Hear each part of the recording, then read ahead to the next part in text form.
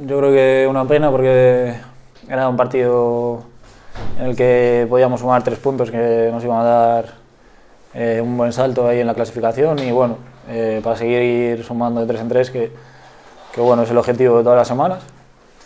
Y bueno, una primera parte en la que yo creo que fuimos superiores, tuvimos ocasiones y nos vamos con el 0-0 y en la segunda, bueno, un poco también la prisa por ganar y tal, pues nos vino en contra y al final nada, no sumamos ningún punto, a trabajar para el siguiente partido.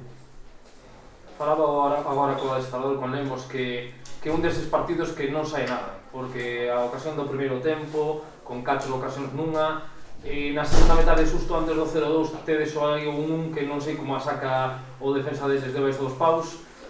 E o fútbol non, hai días que sale todo, outros días que non sai nada. Sí, es así. Al final, bueno, las ocasiones las tuvimos.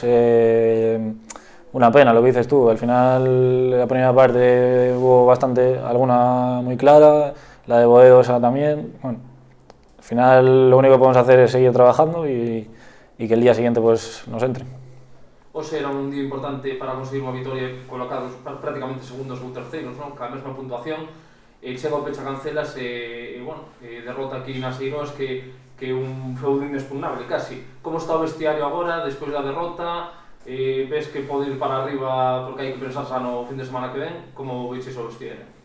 Hombre, muy fastidiados. Al final tenemos una ilusión todos bastante grande y queríamos hoy sumar 3 puntos, que es lo que dices tú, que nos iba a dar un impulso en la categoría, o sea, la clasificación y bueno, nada, o sea, mañana venir a entrenar aquí, darlo todo, cada uno, apoyarnos y nada, siguiente partido, son 3 puntos, al final son los mismos 3 puntos estos que la siguiente semana, si ganamos la siguiente semana ya está, o sea que nada, a seguir trabajando. Ahora es un momento jodido, hoy nos vamos jodidos a casa y probablemente duramos poco, pero bueno, es así, fútbol. Falabas antes da primeira parte, que foi unha moi boa primeira parte do Bergantiños e unha segunda no que, bueno, tivo momentos. Crees que falta un poquinho de calma nesa segunda parte? Que hubo máis ansia?